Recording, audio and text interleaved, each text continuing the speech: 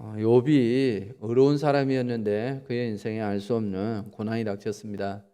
그것들 때문에 친구들이 찾아왔고요. 그 친구들이 위로하려고 찾아왔었는데 시간이 지나면서 욥에게 오히려 위로를 해주기보다는 책망을 하는, 그래서 회개를 종용하는, 거의 이렇게 회개를 강요하는 이런 상황이 되어졌죠.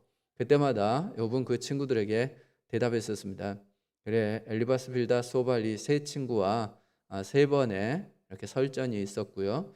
그 다음에 조용히 참고 있었던 가장 어린 엘리후라고 하는 사람이 이제 아주 길게 욥을 책망하기도 하고 욥의 세 친구를 책망하기도 하고 그렇게 한 것까지 우리가 살펴보았습니다. 근데 오늘은 엘리후가 얘기를 하고 나서 아무도 대답하지 않았어요. 그런데 하나님께서 등장하시는 겁니다. 그때에 이렇게 이제 시작을 하죠.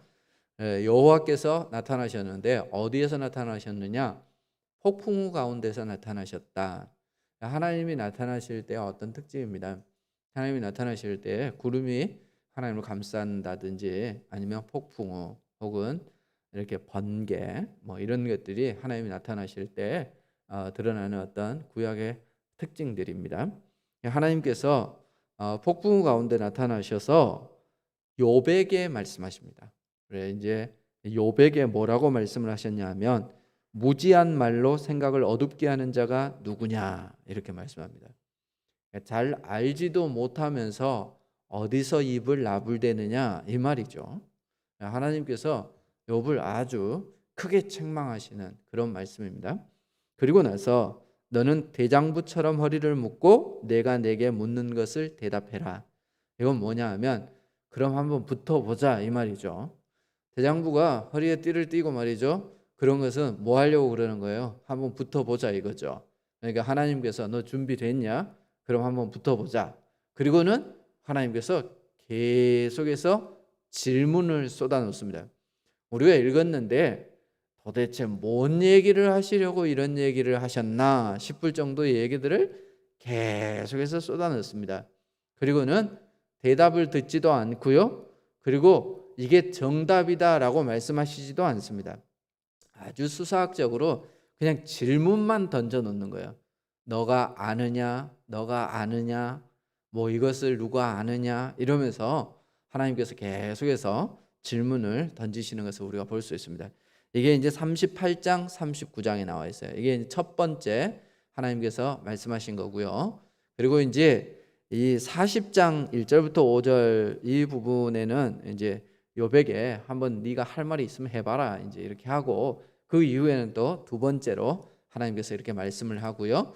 그리고 두 장에 걸쳐서 하나님 말씀하신 이후에 이제 40장 41장이 지나고 42장이 되면 욥이 회개하는 장면이 이렇게 나옵니다. 이제 그리고 그 이후에 욥의 행동들, 친구를 용서하는 것들, 이런 것들, 이런 것으로 해서 욥기가 이제 끝이 나요. 이제 하나님의 말씀, 이게 어떻게 보면 이제 욥기의 결론부에 해당되어지는데요. 그 내용이 이런 거예요. 하나님이 이제 맨 먼저 하신 질문이 3절에 보면 4절이죠. 내가 땅에 기초를 놓을 때에 내가 어디 있었느냐 이렇게 말씀해요. 하나님께서 천지를 창조하신 것에 대해서 말씀해요. 내가 천지를 창조했는데 너가 천지를 창조할 그때에 어디 있었니? 이러고 묻는 겁니다. 욥이 사실 자기가 고난을 당하고 나서 그런 얘기 많이 했잖아요. 차라리 뱃속에 있을 때 내가 죽어버렸더라면 이런 얘기 했죠. 자기의 생일을 저주하는 이런 얘기들을 했어요. 그런데 욥은 자기가 왜 태어났는지도 몰라요. 그리고 왜 태어나가지고 내가 이 고생을 하지? 이게 이제 불만인 거죠. 그런데 하나님께서는 천지를 창조하신 것부터 계획하셨다. 이렇게 말씀하고 계시는 겁니다. 그래, 내가 그랬다. 이렇게 말씀하신 게 아니라 그럴 때 너가 있었니? 이렇게 말씀하시므로 자기가 그런 일들을 행하셨는데 너가 그런 것들을 다 깨달을 수 있겠어? 한번 너 스스로 대답해봐. 이런 식으로 이제 말씀을 하시는 거죠. 그러니까 사실 욥이 대답할 게 아무것도 없어요. 아무것도 대답하지 못했어요. 이제 요즘 같으면 대답할 수 있는 얘기가 과학이 발달해서 좀 있는 게 있어요. 그런데 그 당시에는 욥의 지혜로 대답할 수 있는 그런 내용의 것들이 아니었습니다. 그 내용이 이제 다 우리가 보면은 방금 읽은 것 같이 그런 내용들입니다. 하나님께서 말이죠, 땅의 기초를 놓을 때 너가 있었냐. 그리고 하나님께서 이제 천지를 창조하시는 거죠. 그래 주를 재고 말이죠, 띠를 띄우고 뭐 이런 거, 이런 말씀을 해요. 주초를 놓고 말이죠, 모퉁이돌을 놓고 이렇게 했다는 겁니다. 자, 이 부분에 대해서 하나님이 너무 멋지게 잘 만들어서 7절에 보면 새벽 별들이 기뻐 노래하고 하나님의 아들들이 다 기뻐 소리 질렀다. 그러니까 하나님이 멋지게 천지를 창조하셨고요. 그리고 그 결과 새벽 별과 그리고 천사들이 이렇게 하나님을 찬양했다는 겁니다. 하나님이 스스로 생각할 때 잘 만들었어. 이걸로 그냥 자기가 자화자찬하는 것으로 끝나는 게 아니라 만물들이 특별히 이렇게 영적인 어떤 존재였던 천사 하나님의 아들들이 기뻐했다 이렇게 말씀하고 있어요. 그리고 이제 8절에 보면 바다가 그 모태에서 터져 나올 때, 그러니까 바다가 어느 순간 그냥 있었던 게 아니라 하나님께서 말이죠, 애가 나온 것처럼 바다도 하나님 생산하셨다는 겁니다. 만드신 거죠. 그럴 때에, 그리고 그 바다 물이 말이죠, 이 육지를 다 덮쳐버린 게 아니라 문빗장으로 막아놓은 것처럼 여기까지만 들어와라. 그러니까 거기까지만 들어오잖아요. 신기하지 않습니까? 바닷물이 막 밀물되면 밀려 들어와요. 그런데 말이죠, 들어와가지고 우리 집까지 와버리지 않고 딱 거기까지만 와요. 그리고 밀려 나갈 때도 어때요? 다 밀려 나가서 사라져 버릴 것 같은데 딱 거기까지만 밀려가요. 그러니까 이것을 하나님이 다 계획하셔서 만드셨다는 겁니다. 이제 그런 부분, 그래 그것을 바닷물을 가둔 자가 누구냐 이렇게 말씀해요. 그리고 구름에 대해서도 얘기를 하시고요. 뒤에 보면은 많은 부분들이 쭉 나와 있습니다. 뭐 16절에 보면 바다의 샘, 그것을 이제 17절에 보면 사망으로 표현해요. 그러니까 사망에 대한 것. 사람들이 이제 가장 의문을 가지고 있는 것 중에 하나가 그거죠. 모든 사람들이 죽는데 사실은 그 죽음이 어떻게 찾아오는지, 그리고 죽음 이후의 세계가 무엇인지 이런 거 우리가 잘 몰라요. 그런 부분. 또 19절에 보면 광명이나 흑암에 대해서 말씀하고 있습니다. 자, 그런데 이렇게 하고 나서 하나님이 한번 이 욥을 놀려요. 21절에 봐보세요. 네가 아마도 알리라. 네가 그때 태어났으리니 너의 횟수가 많음이니라. 네가 나이가 많으니까 뭐 천지가 창조되고 이런 거 다 알지. 뭐 이렇게 바다가 움직이는 뭐 이렇게 세상이 자연 만물이 움직이는 그런 원리를 너가 다 잘 알고 있지. 이러면서 한번 하나님이 놀리는 듯한 이런 표현을 사용하시기도 합니다. 그리고 이제 22절부터 보면 눈, 하늘에서 내리는 눈이에요. 우박, 뭐 또 그 25절 보면 홍수, 우레, 번개, 뭐 비, 뭐 그리고 이제 31절 이후에 보면 천문학적인 것을 얘기해요. 무슨 묘성, 삼성 뭐 이런 거, 별 같은 거죠. 북두성 뭐 이런 궤도를 네가 아느냐 이렇게 얘기해요. 근데 별들도 그 궤도가 있어요. 아무데나 막 움직이는 거 아닌 것 잘 알고 계시죠? 이제 그런 걸 얘기하고 있어요. 그리고 그 뒤에 보면은 뭐 흙덩이, 티끌이 흙덩이가 되는 것, 그래서 서로 달라붙게 하는 것, 이런 거. 만약에 티끌이 흙덩이가 안 돼 있으면 우리가 밟고 있으면 쑥 들어가 버리겠죠. 뭐 이런 거 하여튼 많이 얘기해요. 그 뒤에 보면 이제 동물에 대해서도 말씀하세요. 39절에 보면 사자를 위하여 먹이를 사냥하겠느냐. 그러니까 사자는 많이 먹잖아요. 그러니까 너가 먹을 걸 그만큼 공급해 줄 수 있겠니? 까마귀가 하나님을 향해서 부르짖으면 하나님께서 먹을 것을 주는데 네 까마귀 먹을 거 다 챙겨줄 수 있니? 뭐 이런 거. 산염소에 대해서 얘기를 해요.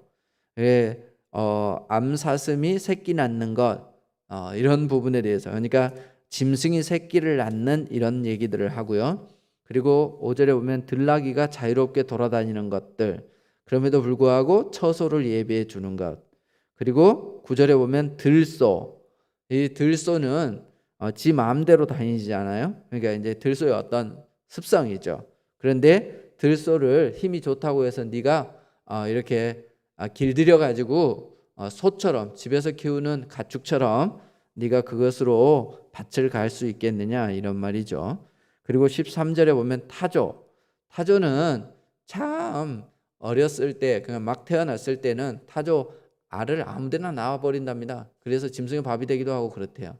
그래 막 그렇게 내버려 두는데도 아이고 그 천대받는 것이 나중에 태어나면 말보다 더 빨리 달리지 않느냐 이런 신비를 네가 아냐 이렇게. 19절에 보면 말의 용맹함, 그래서 전쟁에 나가게 되어지는 말의 쓰임새 이런 것에 대해서 얘기하고 26절 이후에는 보면 독수리 뭐 이런 것에 대해서 이야기를 합니다. 그래서 독수리 같은 거는 막 낭떠러지 이런 데다 집을 짓고 그런데도 불구하고 눈이 너무 좋아서 멀리 있는 먹잇감도 찾아서 먹고 뭐 이런 얘기들을 이제 해요. 이게 그냥 그렇다는 겁니다. 그런데 너가 이런 것을 알고 있니? 이렇게 이제 묻는 거죠. 그러니까 우리가 읽어봐도 별로 그렇게 뭐 재밌는 내용도 아니고요. 그렇습니다. 그런데 이제 이 전체적인 내용을 하나님께서 말씀하실 때 전개하는 과정이 이거예요. 이건 이거다. 그러니까 지금까지 욥의 세 친구들은 어떻게 반응했습니까? 욥이 뭐라고 얘기를 하면 그건 아니다. 정답이 이거다. 이렇게 말했어요. 보통 사람들이 누가 얘기를 하면 그거 틀렸어. 그게 아니고 이게 맞아. 이렇게 얘기하는 사람들 보통 이제 그렇게 얘기를 하죠. 특별히 말이죠. 많이 알고 있는 사람들, 경험이 풍부한 사람들은 그렇게 얘기하기를 좋아합니다. 그래서 애들이 뭐라 그러면 그거 아니야. 이렇게 해. 하고 부모들이 얘기를 하잖아요. 뭐 제자들이 잘못하면 선생님이 그거 틀렸어. 이게 맞아. 이렇게 가르쳐 주잖아요. 이제 보통 사람은 그렇게 해요. 그럼 사람들이 말이죠. 그거 아니야. 이게 맞아. 이 얘기를 듣고 기분 좋아하고 수긍하기보다는 오히려 반항심을 가지는 경우가 많아. 그래서 끝끝내 자기 변명을 하고요. 자기가 그래도 전혀 틀리지 않았다. 이런 것들을 증명하려고 막 애를 쓰고 이렇잖아요. 욥이 계속해서 반발하는 이유는 뭐예요? 어쩌면 그런 대화법 때문에 그랬어요. 그런데 하나님은요. 모든 것을 다 알고 계시는 분인데 욥에게 이건 이거고 이건 이거야. 이렇게 말씀하셨어요? 그렇게 안 했어요. 그렇게 말씀하신 게 아니라 너가 이거 아니? 이렇게. 근데 욥이 모르는 것만 물어봤어. 질문을 했는데 말이죠. 빵점 맞을 질문만 하신 거예요. 그러니까 욥이 그 얘기를 듣고 어떤 생각이 들었어요? 하나님하고 나하고는 수준이 다르구나. 사람들은 자기들이 굉장히 많은 것을 알고 있다고 생각합니다. 사람들은 내가 이만큼 나이가 먹고 경험이 있기 때문에 내가 많은 것을 할 수 있다라고 생각합니다. 그런데 하나님께서 이 질문을 하심으로 난 정말 인간이고 하나님은 하나님이구나. 인간의 한계가 이렇게 많고 인간이 이렇게 무식하고 인간이 이렇게 능력이 없는 존재구나 하는 것을 스스로 깨닫게 해주신 거예요. 그래서 고난이라고 하는 그 문제 직접적으로 한마디도 대답해 주시지 않았어요. 욥이 궁금한 건 뭐예요? 하나님 한번 나타나서 나하고 얘기해 봅시다. 이렇게 계속 전개하잖아요. 하나님이 나타나면 내 억울함을 말이지 내가 충분히 토로할 수 있을 텐데 하나님이 안 나타나. 하나님 계속 침묵하셨어요. 그런데 그 하나님께서 나타나셔서 그래 한번 얘기해봐. 그리고 내가 대답해 줄게. 이게 아니고요. 하나님이 일방적으로 네가 아니? 이렇게 함으로 스스로 자기가 얼마나 부족한 존재인지를 깨닫게 해 주신 것입니다. 잘 한번 생각해 보세요. 우리 선조들이 말이죠. 우리보다 훨씬 앞서 살았습니다. 근데 그분들이 훨씬 더 지혜롭습니까? 조선시대 사람이 말이죠. 지금 이 시대에 왔다고 한번 생각해 보세요. 그분들이 우리가 휴대전화를 들고 얘기를 하면 뭐라 그럴까요? 저게 정신이 나갔다. 멀쩡하니 뭘 막 이리 들고 말이지 쭝얼쭝얼 하는데 저게 미친 게 분명하다. 이렇게 얘기할 겁니다. 시어머니가 말이죠. 며느리 보고 빨래를 하라고 빨래를 이렇게 하나 이렇게 한 바구니 주는데 이 며느리가 그걸 갖다가 말이죠. 기계 속에다 확 집어넣어 버리면 그걸 지켜보는 시어머니가 뭐라 그러겠어요? 저걸 빨래하기 싫다고 갖다가 말이죠. 여기다 버려버린다 이럴 거 아니에요? 그래 된통문화 할 겁니다.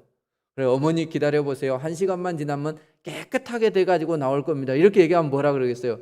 저거 이제 나를 무시한다고 어디서 되도 않는 거짓말을 한다고 그래 할 거 아닙니까? 그렇죠? 어디 멀리를 빨리 가려면 말이죠. 말을 타고 가야 될 건데 어디 말이죠 네모 상자 안에 들어가 가지고 이거 타고 가면 말보다 훨씬 빠릅니다 이러면서 자동차를 타면 뭐라 그러겠어요? 제가 드디어 미쳤구나 이럴 거 아닙니까? 그러니까 우리의 선조들이 참 지혜로운 분들이 많아요. 생각이 말이죠 앞서가기도 해요. 그러나 과학 기술은 말이죠 훨씬 뒤떨어져요. 그러니까 시대가 지나면서 사람들이 더 퇴보하는 게 아니라 훨씬 발전했어요. 그러니까 우리가 가지고 있는 지식이라고 하는 게 굉장히 뛰어난 것처럼 우리가 생각하지만 우리가 가지고 있는 능력이라고 하는 게 굉장히 후세대보다 앞선다고 생각하지만 실제로 지내놓고 보면 말이죠 우리가 가지고 있는 것은 상당히 시간이 지나고 나면 미개한 것이 되어져 버려요. 그런데 우리는 우리가 가지고 있는 지식을 가지고 하나님한테 덤벼보려고 하는 거죠. 하나님 한번 대답해 보세요. 이제 나와서 좀 대답 좀 해보세요. 이렇게 얘기한다는 거죠. 그럴 때 하나님께서는 네 스스로 알아라 이러면서 네가 이거 아니? 하고 질문을 던지시는 겁니다. 여러분 우리는 믿음이 더 생길수록 말이죠 하나님 앞에서 겸손해질 수 있어야 합니다. 그리고 우리가 믿음이 더 생길수록 말이죠 하나님 앞에서 목소리를 낮출 수 있어야 합니다. 이게 지혜입니다. 겸손한 이들에게 하나님께서는 더 큰 지혜를 알려주시는 겁니다.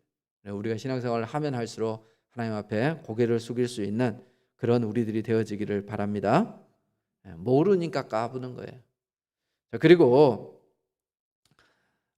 또 하나 하나님이 말이죠 이제 그런 생각이 들어요. 이 천지를 창조하시고 그리고 말이죠 온 만물을 하나님께서 운행해 주시는 것이 참 감사하다. 그러니까 우리를 다스리는 분이 누구냐에 따라서 우리의 삶은 달라질 수밖에 없습니다. 우리가 똑같이 대한민국 사람인데 말이죠 조선 사람 아니에요? 근데 북조선 사람하고 남조선 사람이 나눠져서 산단 말이에요. 북한에 있는 우리 동포들은 말이죠 태어날 때부터 어떻게 생각하고 태어나요? 자기들의 지도자 백두 혈통을 타고났다고 하는 그 김일성의 자손들 그들은 뭐 당연히 자기들의 아버지처럼 이렇게 생각하고 말이죠 왕으로 이렇게 모시고 지금도 살아가고 있지 않습니까? 그들이 얘기하는 것은 말이죠 세계 정세에 깜깜하게 하려고 외부에 많은 정보망들을 막고 그렇게 하잖아요. 그런 데서 우리가 태어났다고 생각해 보세요. 그럼 우리가 이렇게 자유롭게 예배할 수 있겠습니까? 우리의 삶이 이렇게 자유로워지고 말이죠 그리고 풍요로워질 수 있었겠습니까? 어쩌다가 말이죠 우리가 태어났는데 나만이야. 이게 얼마나 감사한 일이에요. 그렇죠? 어떤 사람은 말이죠 어쩌다가 태어났는데 말이죠 지지리도 가난한 아프리카 뭐 어디 우간다 뭐 이런 데서 태어났어요. 그러니까 태어나면서부터 생계 위협을 받는 그런 삶을 살아요. 우리를 창조하신 분이 하나님이고 그리고 말이죠 세상을 운행하시는 분이 하나님이라고 하는 게 우리에게 얼마나 감사한 일인지 몰라요. 그러니까 우리가 이 땅에 살아가면서 말이죠 뭔가 좀 불편한 일이 있고 나라에서 우리를 좀 통제하고 그러더라도 잘 생각해 보세요. 요즘 이제 이 코로나 때문에 국가적으로 통제하는 일들이 좀 많아졌어요. 그래서 이제 특별히 뭐 장사하는 분들 이런 분들은 말이죠 몇 시부터 몇 시까지는 하면 안 된다. 나는 말이지 잘해볼 거라고 말이 테이블을 10개를 사놨는데 테이블 10개 다 쓰면 안 되고 말이 5개만 써라. 이러면 막 나라에서 통제를 한단 말이에요. 그러니까 우리 생각에 뭐 이런 나라가 다 있냐. 왜 이렇게 자유를 통제하냐. 그런데 만약 우리가 북한에서 태어났으면요.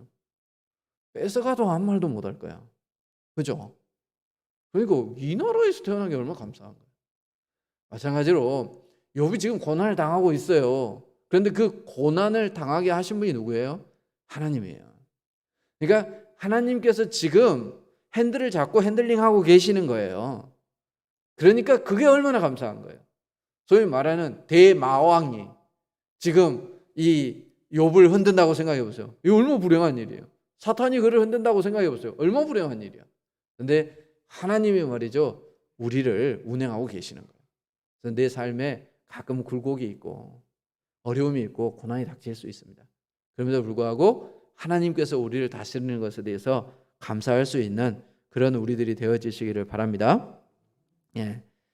하나님께서 말이죠 이제까지 침묵하셨다면 그것은 말이죠 하나님께서 우리를 향해서 가지고 계신, 우리보다 더 잘 계획하시고 또 선한 길로 인도하시고자 하는 그런 어떤 하나님의 작정이 있기 때문에 하나님께 침묵하고 계시는 거예요.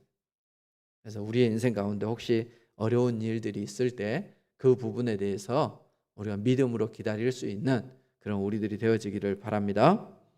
자, 또 하나 우리가 생각할 것은 모르면서 하나님 앞에 막 덤비고 그러면 안 돼요. 그러면 나중에 더 창피해. 가끔 우리가 뭔 일이 있을 때 모를 때는 어떤 게 좋냐? 그냥 조용히 있는 게 나아요. 아는 체 하면 나중에 부끄러워져. 그러니까 모를 때는 차라리 입을 다물고 있는 게 나아요. 하나님 앞에서도 마찬가지입니다, 여러분. 우리가 하나님 앞에서 잘 알지 못하면서 뭐 대단한 것을 알고 있는 것 마냥 말이죠. 하나님 한번 나타나 보세요. 우리 한번 따져 봅시다. 이렇게 하는 것은 옳지 않습니다. 하나님 앞에서 우리가 우리의 상황에 대해서 말이죠, 의문을 제기하고 그리고 하나님 앞에 막 달라드는 것보다 그 앞에서 순종적인 것, 그게 말이죠, 하나님 앞에서 성도들이 가져야 될 자세입니다. 우리가 하나님 앞에서 그렇게 순종적인 삶을 살아가시기를 바랍니다. 자, 오늘 이 욥에 대해서 우리가 이제 쭉 살펴보고 있는데, 사실 하나님께서 이렇게 국가적으로 이스라엘 백성들에게 그 국가를 대표하고 있는 지도자들에게 나타나셔서 말씀을 하신 경우, 또 신약 같은 경우는 교회에 이렇게 나타나셔서 말씀하시는 경우, 이런 건 있어요. 그런데 개인적으로 말이죠, 개인에게 나타나셔서 이렇게 자세하게 하나님께서 이렇게 길게 말씀한 경우는 거의 이 욥이 유일한 케이스라고 볼 수 있습니다.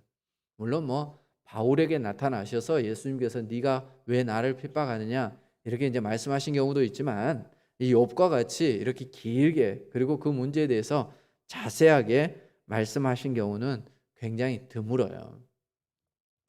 여기에서 우리가 알 수 있는 것은, 우리는 스스로 생각할 때 하나님이 나에게 관심이 전혀 없다 이렇게 생각할 수 있습니다. 어려운 일이 닥칠수록 우리가 그런 경우가 많아요. 하나님은 나한테 별 관심이 없구나. 내가 이 고난을 당하고 있고 내가 이렇게 소리치고 있는데 왜 하나님이 조용하고 계시는가? 답답하다. 이렇게 생각되어지지만 말이죠, 아니에요. 하나님은 말이죠, 이렇게 때가 되어짐에 욥에게 나타나서 말씀하시는 것처럼 우리의 삶을 구석구석 다 알고 계시고, 그리고 이렇게 몽뚱그려서 알고 계신 게 아니라 개인적으로 하나님께서는 우리의 삶을 계획하시고 인도해 가시는 분이다 하는 것을 우리가 기억할 필요가 있습니다. 자, 바리새인들이 왜 예수님을 메시아로 받아들이지 않았을까요? 그 사람들은 누구보다 성경을 잘 알아요. 그런데 그 사람들이 가지고 있는 생각이 이런 거예요. 어떻게 나사렛에서 선한 것이 나올 수 있겠느냐? 그게 무슨 얘기예요? 나사렛 총구석 같은 데에서 어떻게 메시아가 나올 수 있겠냐는 겁니다. 목수의 아들이 어떻게 메시아가 되어질 수 있겠냐는 겁니다. 이게 보통 사람들이 다 가지고 있는 생각들이에요. 하나님이라면 말이죠, 굉장히 화려하고 멋지고 왕좌에 앉아있고 그래야 돼요. 그런데 이 땅에 오신 예수님의 모습은 어땠어요? 너무 초라하게 왔어요. 우리가 알고 있는 것처럼 마구간에서 태어났어요. 그리고 말이죠, 제자들이라고 이렇게 데리고 다니는데 말이죠, 다 어부 출신에 무슨 세리 출신에 사람들이 말이죠, 손가락질하고 무식하다고 하고 죄인이라고 하는 이런 사람들 그 중에 포함되어져 있었어요. 그러니까 어떻게 저게 하나님의 아들이다 이렇게 얘기할 수 있겠냐는 말이에요. 그래서 죄인인 인간의 몸을 입고 이 땅에 온 것들을 볼 때, 그리고 스스로 죄를 담당한다고 십자가에 못 박힌 것을 볼 때, 그리고 말이죠, 죄인들과 함께 먹고 마시고 뒹굴고 생활하는 것들을 볼 때, 모든 모습을 볼 때 절대 하나님이면 저럴 수 없다. 이게 이제 성경을 많이 알고 있는 사람들이 가지고 있었던 생각들이었어요. 그런데 어때요? 예수님은 그런 모습으로 우리 가운데 오시는 분이에요. 아주 초라한 모습. 우리가 생각지도 못하는 모습. 왜 그런 모습으로 오셨어야 했을까요? 예수님께서 만약에 궁에서 태어났으면 어떻게 양치는 목자들이 예수님께 경배할 수 있었겠습니까? 가장 먼저 예수님께 경배했던 사람들은 당시에 가장 선한 직업을 가지고 있었던 사람들. 그러니까 예수님이 이 땅에 오실 때 말이죠, 가장 천하고 그리고 사람들로부터 주목받지 않는 그런 사람들이 나오기에 전혀 부담이 없는, 그래서 하나님은 부유한 자들을 위해서, 선한 자들을 위해서, 성경을 많이 알고 있는 자들을 위해서, 스스로 경건하고 거룩하다고 생각하는 그들만을 위해서 오신 게 아니라 정말 아무 남들에게 주목받지도 못하고 인정받지도 못하는 그런 사람들을 위해서 예수님이 이 땅에 오신 것이죠. 예, 하나님께서 요백에 나타나신 그런 모습을 볼 때 예수님께서 이 땅에 그런 모습으로 오신 것은 사실 전혀 이상한 게 아니에요. 예수님이 그런 모습으로 오셨기 때문에 우리가 그분을 만날 수 있었던 것입니다. 그럼에도 불구하고 우리가 계속해서 생기는 의문은 그거죠. 왜 하나님은 욥이 그렇게 왜 고난을 당했어요? 내 고난은 내게 너무 벅찬 겁니다. 내가 그래도 나름대로 의롭게 살았는데 이건 너무 심하잖아요. 이런 질문에 대해서 한마디도 대답하지 않으셨을까요? 그것은 대답을 해도 욥이 받아들일 만한 그런 어떤 지식이나 아직 상황이 아니기 때문에 그래요. 아이들이 가끔 우리에게 무엇을 물어요. 그럴 때 말이죠, 지혜로운 부모들은 예를 들어 아빠 왜 하늘에 별이 떠 있어? 이렇게 얘기를 하면 말이죠, 천문학적으로 설명해 주는 아버지가 어디 있습니까? 그러니까 보통 뭐라고 얘기를 해요? 하나님이 별은 반짝반짝 빛나라고 하늘에 달아뒀대. 뭐 이런 식으로 설명을 하잖아요. 그러니까 아직 이것을 하나님께서 가르쳐줘도 욥이 그것을 이해할 만큼 준비되어져 있지 않다는 거죠. 어쩌면 내가 처해 있는 이 상황은 말이죠, 하나님께서 우리에게 가장 적절하게 주신 상황이에요. 그리고 하나님께서 우리에게 말이죠, 우리가 이제 그런 생각이 들잖아요. 저는 가끔 기도할 때 그런 생각이 들 때가 있어요. 하나님, 내가 다른 건 몰라도 성도들의 마음을 좀 알았으면 좋겠습니다. 이런 마음이 들 때가 있어요. 그리고 영을 분별할 수 있었으면 좋겠습니다. 이런 마음이 들 때가 있어요. 어떤 사람이 와가지고 말이죠, 이렇게 울고 있을 때 열심히 기도를 하고 있는데 저 사람이 정말 마음에 슬퍼서 우는 건가, 아니면 성령이 주신 감동으로 우는 건가, 이거 잘 모르겠어요. 눈에 티가 들어서 우는 건가. 그러니까 그걸 안다면 말이죠, 만약 슬퍼서 울고 기도한다면 내가 먼저 다가가서 이렇게 좋은 성경 구절을 알려주면서 하나님 당신을 위로해 주십니다, 이러면 얼마나 좋겠어요. 기뻐서 우는데 그것도 모르고 가가지고 위로해 주십니다, 이러면 또 이상한 거잖아. 그리고 어떤 사람이 말이죠, 귀신 들린 것처럼 행동하고 있는데 이게 귀신이 들린 건지 아니면 정신적으로 이상한 건지, 이런 것들을 우리가 분별할 수 있다면 얼마나 좋겠어요. 그래서 내가 좀 뭘 미리 알았으면 좋겠다, 이제 이런 생각이 들 때가 있습니다. 그런데 하나님께서는 말이죠, 그것을 알 자격이 있을 때까지는 우리에게 주시잖아요. 어떤 목사님들은 이렇게 신유의 은사가 있는 분들이 있어요. 그래서 이렇게 아픈 분들을 위해서 정말 손을 얹어 기도하고 이러면 잘 낫게 하는 이런 분들이 있어요. 그거 참 신기하죠. 우리가 정말 믿음으로 기도하면 말이죠, 하나님께서 우리의 기도를 들어주신다라고 하는 그런 믿음을 우리가 가지고 있습니다. 근데 말이죠, 특별히 그런 부분에 은사가 있는 분들이 분명히 있어요. 그래, 마음에 그런 생각이 들잖아요. 나도 그런 은사가 있었으면 좋겠다. 그런데 보니까 그런 분들이 교만한 경우가 많아요. 그래서 제 생각에 그런 생각이 들더라고요. 내가 그 정도 능력이 없는 것은, 나는 만약 그 정도 되면은 막 진짜 하나님 머리 위에까지 올라갈 정도 되니까 하나님 안 주시나 보다, 이런 생각이 들어요. 우리에게 하나님이 능력을 주신 것은 말이죠, 내가 그거 정도 컨트롤할 수 있기 때문에 그렇게 줍니다. 그런데 우리는 말이죠, 그걸 잘 몰라. 그러니까 어때요? 고난이 닥치면 하나님께 원망하고, 그리고 말이죠, 뭐가 좀 능력이 부족하면 왜 이렇습니까? 나는 왜 안 주세요? 이렇게 우리가 하나님 앞에 달라들고 그래요. 그런데 하나님께서는 인간의 몸을 입고 이 땅에 오실 만큼 우리를 사랑하신 분입니다. 그리고 말이죠, 당신의 몸을 희생할 만큼 우리에게 모든 것을 아끼지 않는 분이십니다. 그러므로 우리에게 가장 필요한 것을 가장 적절할 때 허락해 주실 분인 줄 믿습니다. 그러므로 혹시 욥과 같은 어려운 상황들이 우리에게 닥치고 이해되지 않는 상황들이 있다 할지라도 그 가운데에서 우리가 그 상황에 대해서 순종하고 받아들이고 하나님의 뜻을 기다릴 수 있는 그런 우리들이 되어지기를 바랍니다. 기도하겠습니다. 고마우신 우리 하나님 감사를 드립니다.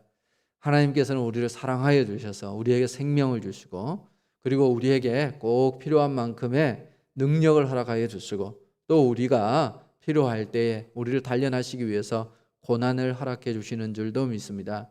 모든 사람이 이 땅에서 지혜롭고 능력이 있고 아프지 않고 부유하고 풍성한 삶을 살아간다면 얼마나 좋겠습니까?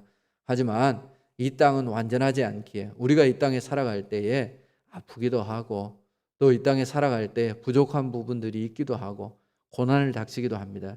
그럴 때 우리가 이해되지 않는다고 막무가내로 하나님께 달려들고 그리고 우리가 그 가운데서 낙심하고 원망하는 그런 삶을 살아가는 것이 아니라 하나님께서 우리에게 가장 좋은 상황을 허락해 주심인 줄 알고 그것이 하나님의 계획인 줄 알고 우리가 그 가운데서 그 상황에 순종할 수 있는 믿음을 허락하여 주옵소서. 그리고 믿음으로 잘 감당할 때 하나님께서 우리에게 계획하신 그 다음 상황들을 허락해 주실 줄 믿습니다. 그것 또한 우리가 기다려 믿음으로 받아들일 수 있는 저희들 될 수 있도록 도와주옵소서. 성급하게 입술을 열어 하나님을 원망하지 않도록 하시고 알지 못하면서 나서서 자기의 능력을 자기의 지식을 자랑함으로 훗날 부끄러움을 당하는 저희들 되지 아니하도록 인도하여 주옵소서. 감사드리오며 예수님 이름으로 기도드립니다. 아멘.